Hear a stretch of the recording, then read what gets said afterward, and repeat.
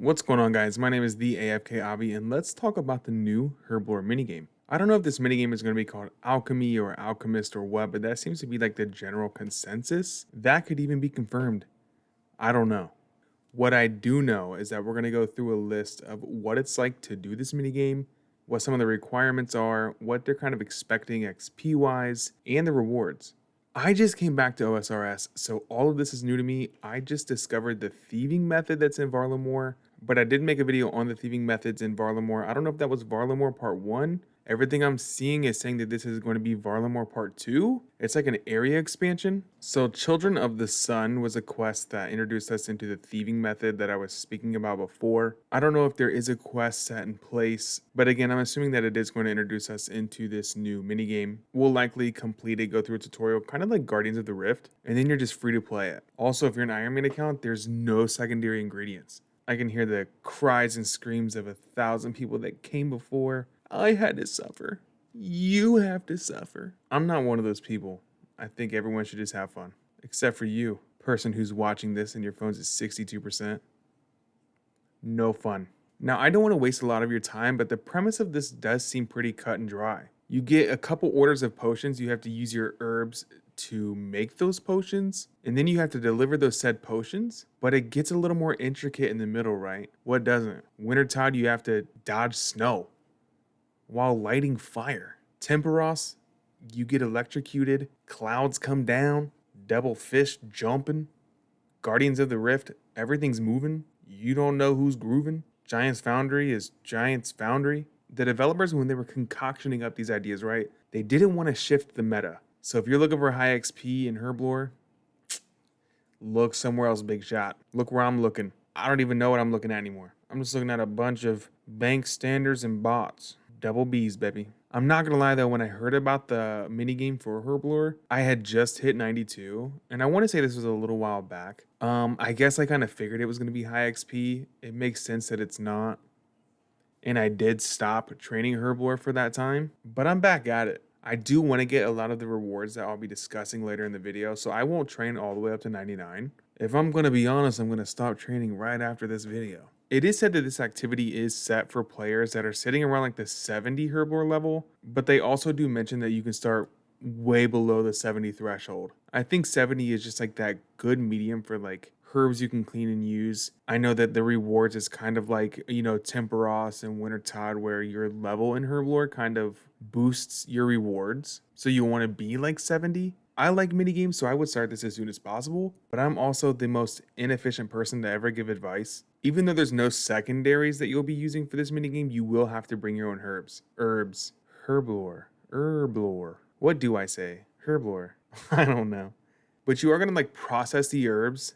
I'm overthinking it now. You're going to process them into these basic elements, and then you use those elements to brew the potions. So I'm going to put on the screen right now what the layout of the minigame looks like. It's very basic. If I was the craziest person in the world, I would love to like 3D render this and put where I think things are going to be. I think it's kind of neat to think about right now. And if they already put something out, then just, yeah, lack of research on my end, which should not be surprising to anyone. Now, all of the orders that you have and your activity will be like on an overlay over the screen. I don't think it's going to be as crazy as Giant's Foundry. It might be something subtle like Guardians of the Rift, where you kind of see it on like the top left. But the potions, you're going to have two things to look out for. You're going to look out for your modifier and your base. So if your order is the concentrated Mason's Tonic, your modifier is concentrated and your base is Mason's Tonic. So once you have your order set, you'll go to the refiner and you'll start breaking those herbs down. They'll break down into this weird paste, and you'll take that paste over to the mixer. That will convert the paste into a lye, agate, or mox.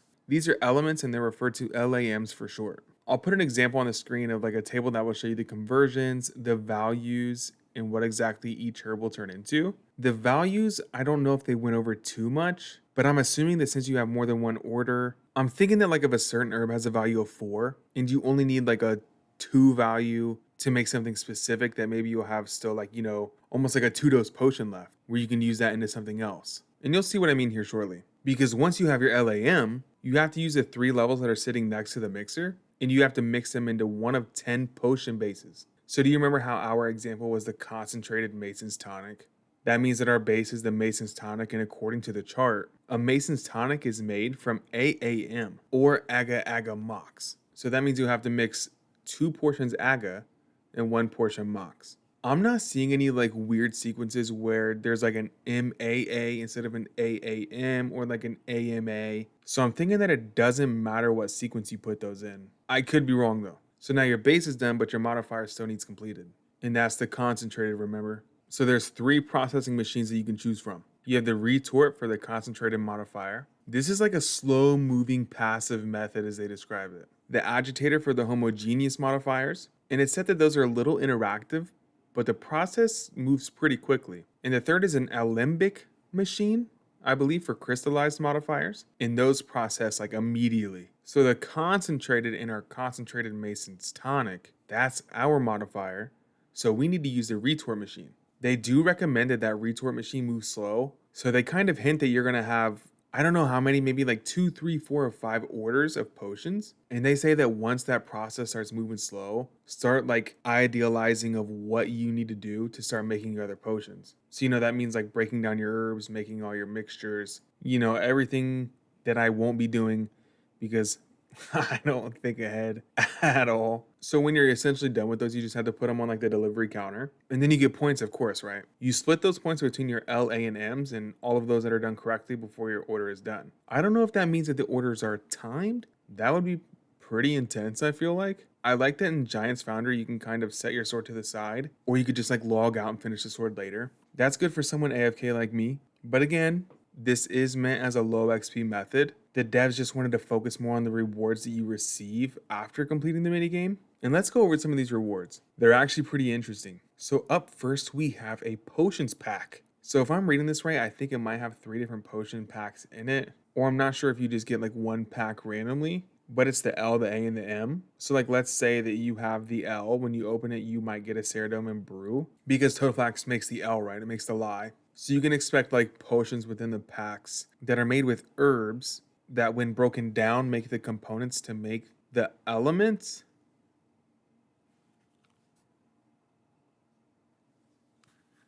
Now the potion of goading, if I'm reading that right, is kind of interesting. What this does is it gives you like aggro. Dust devils, you can gain or regain aggro. Or if you're an obby like me and you're destroying sand crabs or like ammonite crabs, once you lose your aggro, I'm thinking you can just pop this potion and they're like, who's this guy? They just start getting, they go off those they're on those peds, dude. They're ready to go. So it is said that it's a 9x9 radius. So wherever you pop that, I think every couple seconds it says that it starts like to pull in. But I feel like in the notes it says that it starts pulling in from an 8x8. So I'm not sure what that's about. So this word is REAGENTS. My brain says regents, but my mind is saying reagents. So it's a regents or a reagents pouch. I'm not sure which name you're going to go with. Let me know in the comments down below. And please don't just spell the word out because I get confused real easily, okay? But it's pretty much a herb sack, but it's with the secondary ingredients. So you can put like your unicorn horns or your red spider eggs in there. 30 of them. That's not bad. But the best part is you don't have to pull them back out. It just scoops from within the bag. You don't got to bring them back out. It's not too bad. It's not too bad. We don't need it for what we're doing now. But what we're doing now ain't optimal, is it? You know what I'm saying? Now, up next, we really like this one. It's called the Alchemist set. I love getting all the outfits from all the different skills. It's got the goggles. I don't know why I'm doing this, but it's got the top.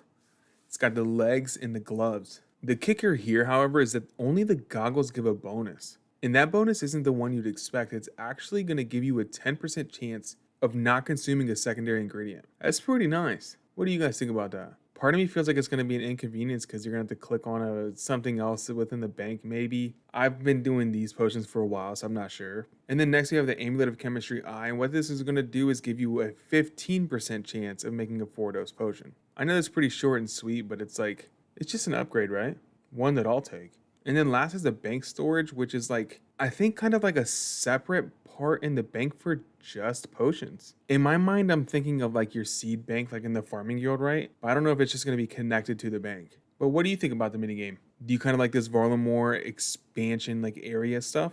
Oh, I just felt like I was like a magic crystal ball. I like it. I just came back. I was trying to do some thieving and then someone told me about the AFK method over in Varlamore. Am I saying is it Varlamore or Valamore? Okay, it's Varlamore. I was over here stressing. But yeah, it brought me back, and then hearing that the Herblore minigame was kind of like in the same, like, beautiful work, Jagex. We approve.